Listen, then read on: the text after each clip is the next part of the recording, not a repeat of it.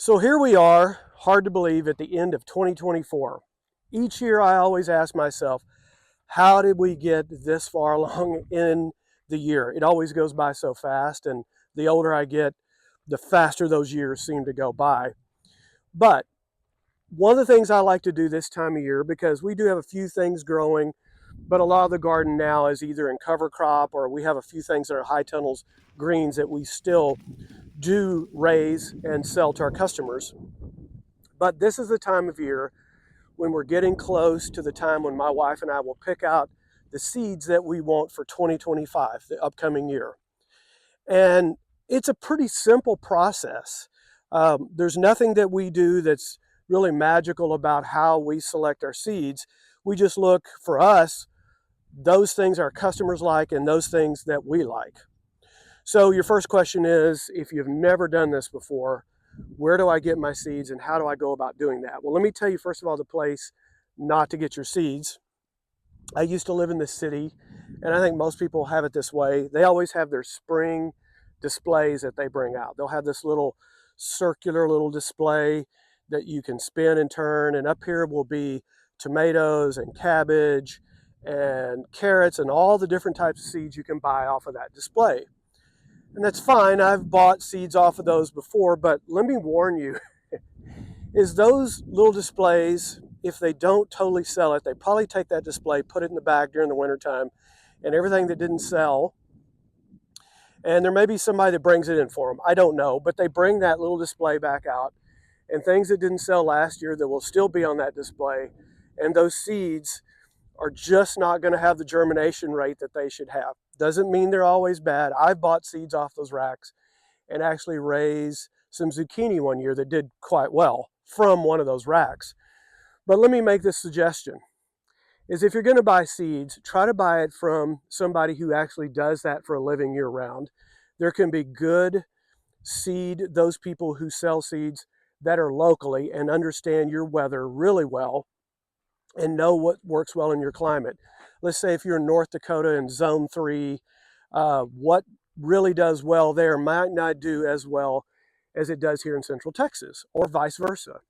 So those local seed dealers you can buy from online, and there's a lot of good companies, reputable companies that you can get your seeds from shipped to you online. And again, you may have somebody who sells locally. So that's your first decision, is where do I get good quality seeds? And you can do a search and find those. And there's nobody I'm going to recommend because the seed company I use may not be right for you.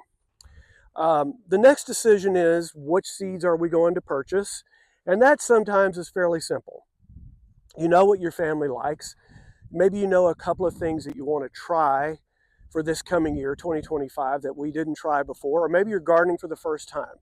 And just think about those vegetables which you like. And the other thing that I like about that decision is I'm now in control of some of the food that I consume. Yes, you can go to a lot of stores where it says organic, and I'm not doubting that it's organic, but if it comes out of my garden, I have complete control and I know that it is organic. There's no doubt, there's no questioning it, and that goes in my decision making of what I plant and why I grow things. And that for our customers as well. They know that we don't put chemicals down, and you're going to be able to control that for your backyard garden or bigger garden. You may be a market gardener like us, and you can control that. So you decide exactly on which seeds that you like and you want to plant for that year. So that makes it simple. The next thing is, where are we going to plant it? And you may have a 20 by 20. So it's going to be fairly simple. You don't have a big space, and you're going to put your cabbage over here and your radishes here, your tomatoes on the end. But let me suggest something to you. If you are limited in space, as you can do companion planting, and that's simply on one bed or one row, you're planting two types of vegetables that work well together. And then the question comes up, how do I know that they grow well together? Because there's some that don't. And we could have a whole separate video on that. But for example, tomato plants, say if they're indeterminate, they're going to be tall, you can put radishes underneath them, and that's saving an entire row where you don't have to put radishes separately. You can have them as a companion planting, and that works for a lot of different vegetables. So then you're saving a lot of square footage in your garden by simply companion planting. So now you've decided the seeds, you've decided where your garden is and how you're going to lay it out, and maybe you've been doing this for seasons, so you know exactly how your garden's laid out. The next thing is if you've been doing it for a while, you may want to mix it up and move things around like we do out here. We've had issues with different types of insects in this north end for squash. This coming season, we'll move squash back down to the south end because we had in the north. So you can rotate around. And what we do is we'll just take a piece of paper and I'll get a ruler because I can't draw straight, and I'll draw out the rectangle, which is the exact shape of Whirlwind Family Farm. And I'll just put down, okay, I want to put peas here, I want squash here, I want okra to be down on that end. And I'll just draw in and put the lines of where I want things to be. Now, when you get to spring of 2025, do you have to go exactly by that little map that you drew out? Of course not. But it gives you an inventory of your mind of what seeds I need to buy, pretty much roughly where we want to put them. So it's giving you kind of like a business plan, you may say, but it's for your garden. And you're laying out, okay, here's where I'm going to put things, here's where they're going to be planted. And then you may even write down dates. You may look up, let's say you live in zone 7, which is just north of here about 100 miles. You may put the dates down that we want to plant our peas, or we're going to have a couple of rows of corn or our radishes. Here's the date that we plan to have them in the ground. Whether you're going to use seed trays or you're going to plant directly in the ground, do direct seeding. So it's a simple thing, but if you take 30 or 40 minutes, hour tops, sit down, make a list of all the vegetables that you want for 2025, draw a little map of your garden, as simple as your garden may be. And I always like to say this, you may live in an apartment complex and just have a balcony, and you may have a few containers where you plant things. That's fine. You can grow a few things for yourself on a balcony, and I always encourage that.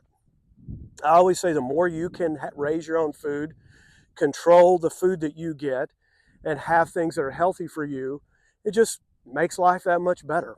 And it saves money at the same time. So think about that planning. Take 30 or 40 minutes in January or after Christmas, sit down, make your plan, and then order your seeds. You'll have your budget for your seeding. We always have our budget out here, which sometimes can be expensive because we're growing on about an acre and we have high tunnels and we have a lot of rows that have to be filled. So make your budget. Here's what we can afford. We found a good seed company. We're going to order those seeds. Usually they're shipped out and you can have them in 3 days. So when those first days that you plant in, say, late March, early April, you're ready to go. So we hope that each time you watch our videos, it takes you further along. That's our goal here at Whirlwind Family Farm, is to take you further along in this gardening process. And we're going to have, at the end of this video, you'll see a couple of videos, one in this corner, one recommended by YouTube, one is our most recent. So check into other videos. It'll take you further along, and we certainly appreciate your viewing our channel. Thanks. Blessings over you, your family, your garden from Whirlwind Family Farm. Talk to you soon.